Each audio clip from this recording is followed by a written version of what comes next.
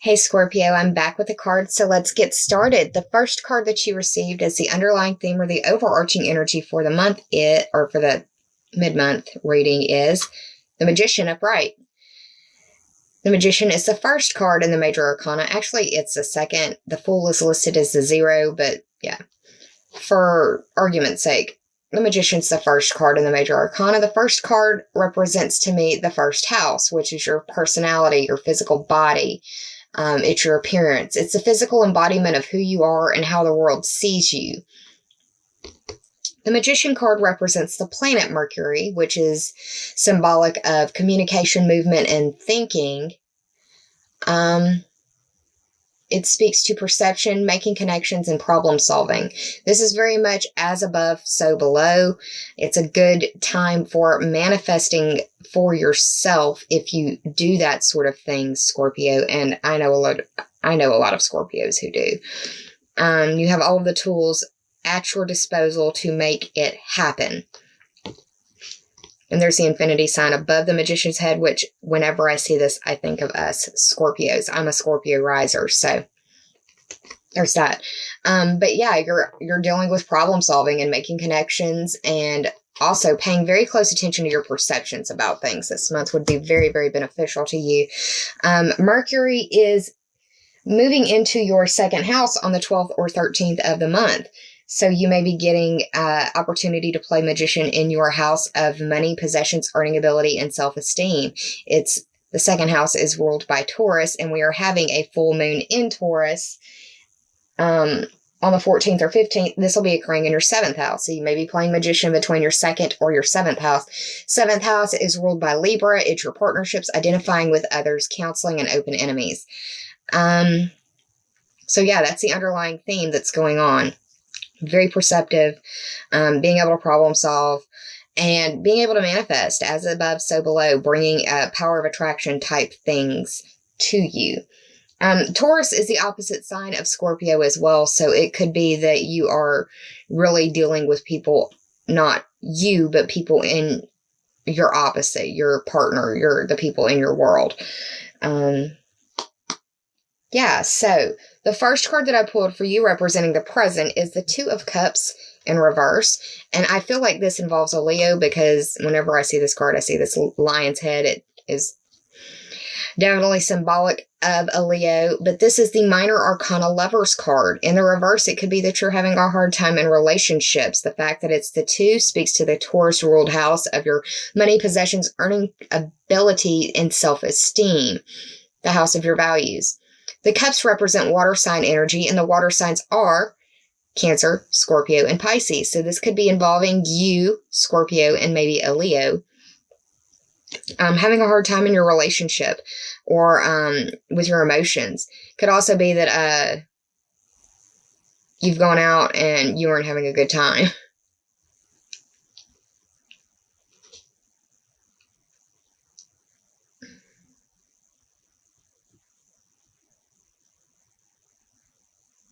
Be careful with your drinking, because Neptune is still retrograde until after the full moon. Neptune will then slow down and go station direct and start moving direct, which would help clear the fog. But drinking isn't going to help. It's only going to make things worse. If you're trying to perceive things, if you're trying to see past the veil. The second card that you received is the Chariot card, and this is another Major Arcana card. This is the 7th Major Arcana card, which speaks to the Libra ruled house of your partnerships, identifying with others, counseling, and open enemies. This could involve a Leo. Not a Leo. I keep saying Leo. There's the sphinxes down here. It could involve a Libra, because the Libras rule the 7th house. But whenever I see this card, I think of the duplicitous signs. Like the Gemini has the twins, Pisces has the 2 fish, and Libra has the 2 scales. Those are the signs that have a hard time with the balancing of things. That's not me being ugly. It's just a short synopsis of the situation. Now, the Chariot card also for me speaks to communication, because a chariot is a means of commute. It's a means of going from point A to point B. However, this card in the traditional sense represents Cancer and tradition. It represents achievement through effort or self-mastery. So possibly dealing with achievement in your relationships, achievement in your partnership somehow, or just feeling movement in that house, in that area as well. I don't know why, but whenever I see this card now, especially after this summer, I see this as an ambulance as well. So it may involve needing an ambulance or some sort of ambulatory care or something to that effect. First aid nature as well. And I noticed the wings. The chariot is a means of transport. You could also be flying somewhere, or someone that you care about could be flying somewhere, because this is not the first set of wings that I've seen. Second set of wings right here. So could be some flying involved somehow. If not you, somebody that you know, possibly a Libra, possibly a Gemini, possibly a Cancer, because that's the traditional representation of the chariot. But I see those duplicitous sphinxes down at the bottom as, like I said, the Gemini, the Libra, and the Pisces as well. A lot of information going through that area right there in the past. The third card that I pulled for you is another major arcana card. Yeah, there's a lot going on, so it could feel like this stuff is just kind of happening to you or around you, and you're not having a whole lot of control over it. The third card represents the obstacle, and this is the Empress. This is the third card. The third card speaks to the Gemini-ruled house of communication, short-distance trips, siblings, cousins, and neighbors. She is a producer. The Empress in the major arcana represents Venus, and here's the glyph for Venus right here. It's your love, it's your values. That could speak to your second house where Taurus rules, where the full moon will be. It could also represent a Taurus or a Libra, because Venus rules those two signs. She is about abundance. She is definitely about the feminine principle and being able to produce. She is able to make things. She is able to, I see her as possibly pregnant as well. So if you're not looking for pregnancy, then do what you can to avoid that, because it does look as though it's an obstacle. If it's not a pregnancy, you could be having a hard time with this Taurus moon, or somebody who has a lot of Libra energy in them.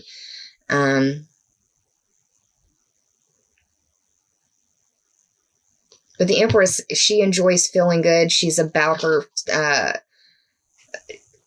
earthly delights, the earthly pleasures, food, taste, smell, sex, even drugs sometimes, just depends. About feeling good and having the senses pleasured, if you will.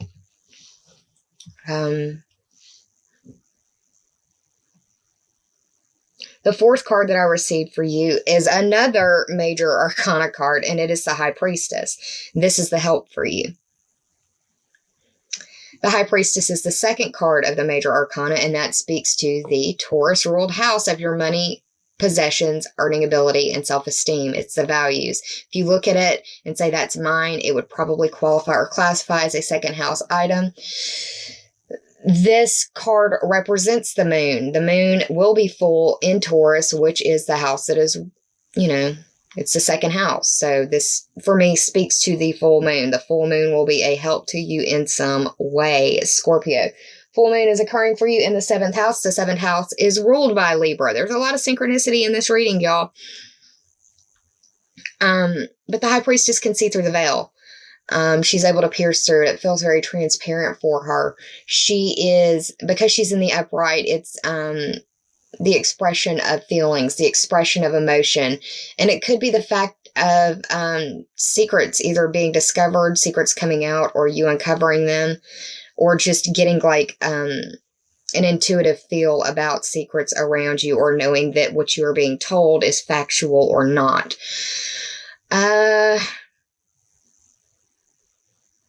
I always feel like the High Priestess got some Cancer in her because of the moon right here. It represents the moon. The moon is the ruling luminary of Cancer. Cancer rules the fourth house, and you're having Mars move into the fourth house. You could be getting intuitive messages about home and family. Uh-oh. Maybe me dropping that meant something. All of your major arcanas are in the upright. The only card that you have in the reverse is the Two of Cups, and that's the minor arcana Lover's card. But that could also, I mean, I guess, speak to Gemini as well, because the major arcana Lover's card represents Gemini. But she knows the truth. She sees it as such, and she's not afraid to call it as such, especially if this is you, Scorpio. I don't just think that it's just a Cancer because of the moon. I mean, water signs are intuitive. So this could be a Cancer or Scorpio or a Pisces.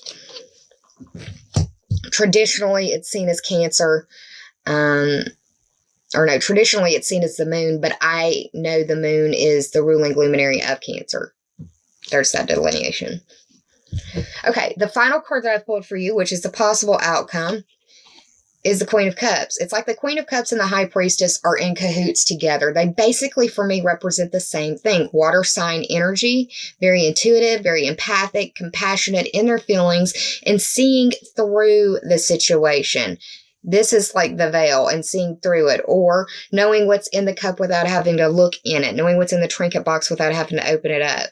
She is emotionally intelligent. She knows what to say and when to say it. If she was in the reverse, I would be more concerned. But she's in the upright, so it's like she's guiding you to the right path, or at least helping you understand which way is the right path. I did the math total of this spread. You got the Empress as the third card of the major arcana. You got the Chariot as the seventh card of the major arcana. We got the High Priestess, which is the second. We got the Two of Cups, and we got the Magician, which is the first. So all of that added up is 15. 1 plus 5 is 6, and that speaks to the Virgo ruled house of work and health, or the competency and skills that you bring to the services that you provide. It also speaks to your day-to-day agenda, the daily minutia, your to-do lists, and what you do on the daily. Now, pulled some oracle cards for you. The first that popped for you, Zoe's hanging out. It's kind of chilly. She likes to snuggle up. First card that I pulled for you is the Eruption of Light. Make no mistake of the symbology of the number 11.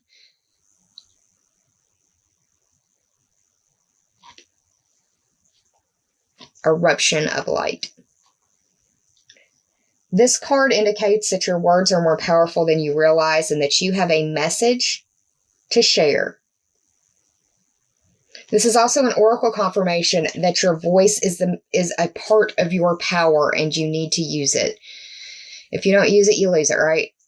And this is speaking very, very, very strongly to me. I just got finished shooting the Taurus video. I've got a Taurus moon. I'm a Scorpio riser. This is telling me I need to get my butt back in debate.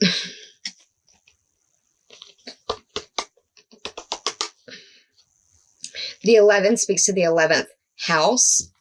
The 11th house is ruled by Aquarius. It speaks to your friends, your groups, your future wishes, goals, and dreams, your bucket list. It also speaks to the teams, memberships, and associations that you may belong to.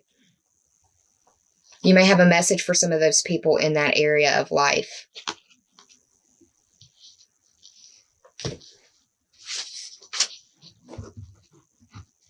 The second card that I pulled for you is the Void, and this looks like the full moon to me.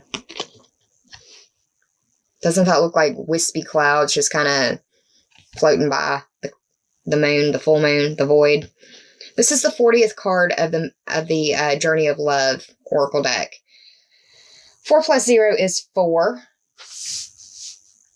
And you're having Mars move into the 4th house on the 9th and 10th, which is about the time that I'm recording this video right now. But you're at the end of a cycle, is what the void means. And that it's a reminder that transitions require patience. You need to understand that parts of your own transformation and growth are out of your own perceptive view, meaning other people can see it, but you can't yet. It's a time to deal with what is immediately before you, and that there is still growing to be done. So the void is asking you to be patient and be present during this period of growth and transition.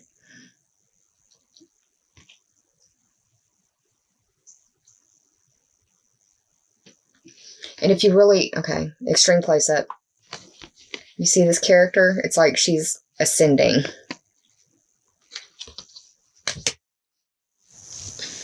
final card that I pulled for you is the Light Field. This is the 63rd card of the Journey of Love Oracle deck. 6 plus 3 is 9, and that speaks to the Sagittarius ruled house of your long-distance trips, higher education, adventures in questing. It speaks to the study of philosophy, religion, astrology, possible legal system matters, or political matters. It speaks to foreign people, foreign places, and foreign things. The light field indicates that you are very receptive to the other side and that the veil is quite thin for you right now. Shocker, huh? And the High Priestess being in the help, it means that this light field is really opening up for you. The veil is very transparent, as I've said before, for you at this time. Messages that you receive in your heart can be trusted now. Also, you are protected by the light. The light is so close to you, it can look like you are glowing. Maybe not to you, but to other people. Understand that you are protected by the light, so have no fear. It's just love and light.